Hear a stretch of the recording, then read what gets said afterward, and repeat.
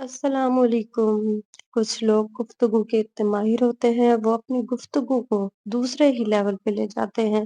ایسے لوگ ہوتے ہیں جو جانتے ہیں کہ کس موقع پر دوسرے سے اپنا فائدہ نکلوانا ہے تاکہ وہ آپ کو محسوس کروائے بغیر ہی آپ کو اپنی سوچ کے اوپر شک کرنے پر مجبور کر دیں۔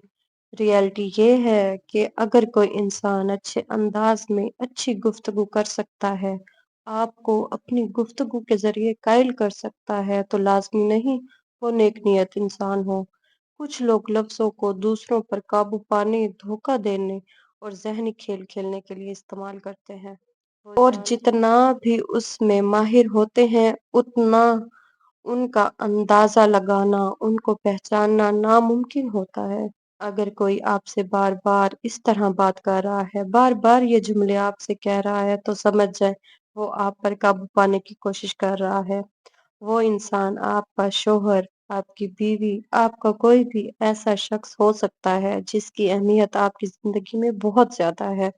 اس سے پہلے آپ کو وہ جملے بتاؤں، آپ اپنے آپ کو بہتر بنا سکیں اور ایسے لوگوں سے بچنے کے لیے میرے چینل کو سبسکرائب کریں اور میری ویڈیو کو لائک کریں اور کامنٹ کر کے بتائیں کہ آپ بھی ایسے لوگوں کو فیس کر رہے ہیں یا نہیں۔ تو آگے بڑھتے ہیں۔ اور اگر تمہیں واقع ہی میری پرواہ ہوتی یا میری کیئر ہوتی تو تم میری یہ بات مان جاتی، میری وہ بات مان جاتی، مجھے یہ دلا دیتی یا وہ دلا دیتی۔ اگر تم واقع ہی میری عزت کرتے ہو تو تم ایسے نہ کہتی یا ویسے نہ کہتی، یہ نہ کرتی، وہ نہ کرتی۔ کچھ لوگ آپ کو بغیر کچھ کہے آپ کو شرمندگی اور مجرم ہونے کا احساس دلا دیتے ہیں۔ دراصل اس طرح کے الفاظ آپ کو اس مقصد سے ہٹا کر جس مقصد پر آپ بات کرنا چاہ رہے ہوتے ہیں اسے دور کر کے اپنی شخصیت پر لے آتے ہیں۔ اس سے ایسا محسوس ہوتا ہے کہ جیسے آپ کو اپنی محبت خلوص کو ظاہر کرنا پڑے گا، ان کا احساس دلانا پڑے گا کہ میں تم سے ہر حال میں محبت کرتا ہوں یا کرتی ہوں، مجھے واقعی ہی تم سے محبت ہے، میں تمہارا احساس کرتی ہوں۔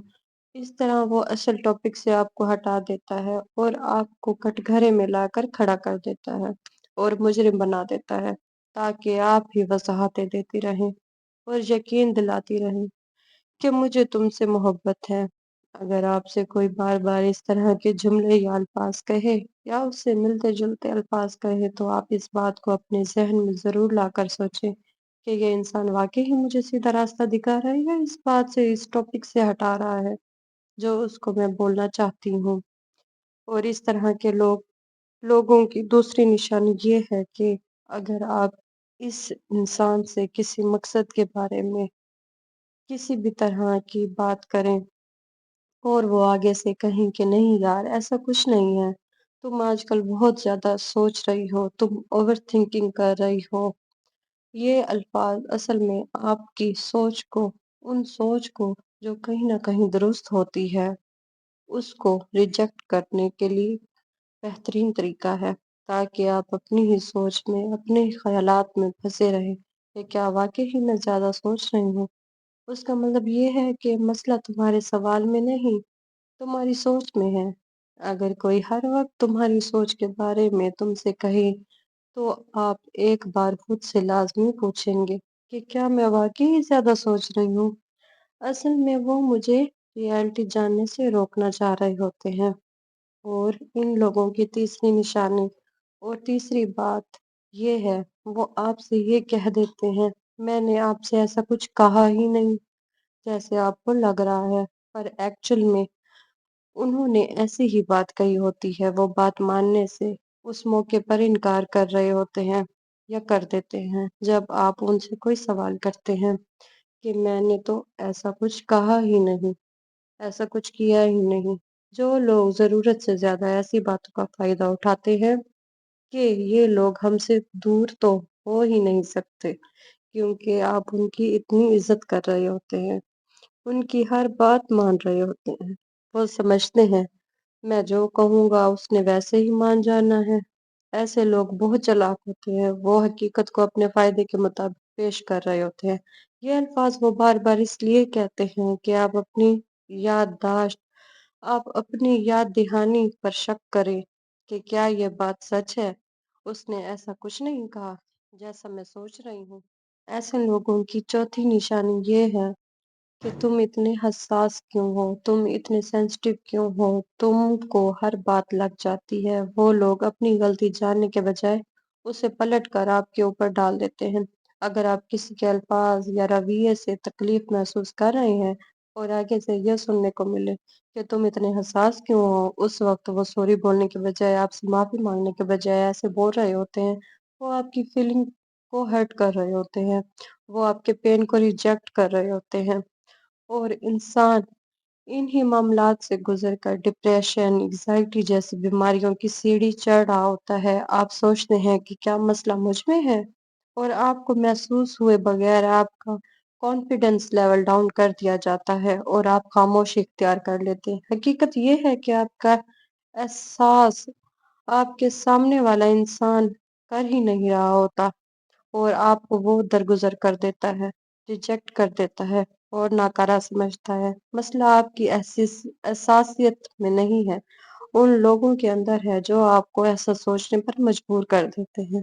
اور ایسے لوگوں کی پانچویں نشانی یہ ہے، وہ آپ کو اس طرح کے جملے کہیں گے کہ میں تو مذاق کر رہا تھا یا کر رہی تھی۔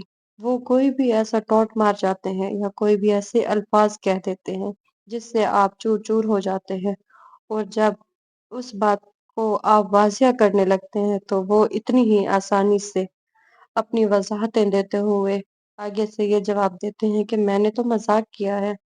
پہلے جب کبھی مجھ پہ یہ بات گزرتی تو میں بھی اس بات کو درگزر کر دیتی تھی، بس یہ سوچ کے کہ میں آگے سے اگر جواب دوں گی تو گھر کے ماحول خراب ہوں گے۔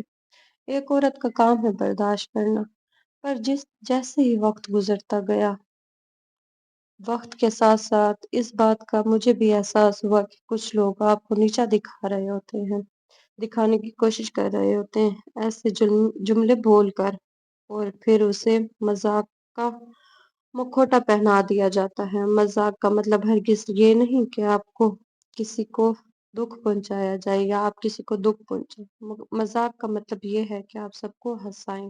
اس کے اور بعد ایسے لوگوں کی چھٹی نشانی یہ ہے کہ جب بھی آپ کسی بات پر نشاندہی کرتے ہیں، غصہ کرتے ہیں، سنجیدہ ہوتے ہیں، اور ایسے لوگوں کا اگلا جملہ صرف یہی ہوتا ہے کہ تم بہت وہمی ہو، ہر وقت تمہیں ان باتوں کا وہم رہتا ہے۔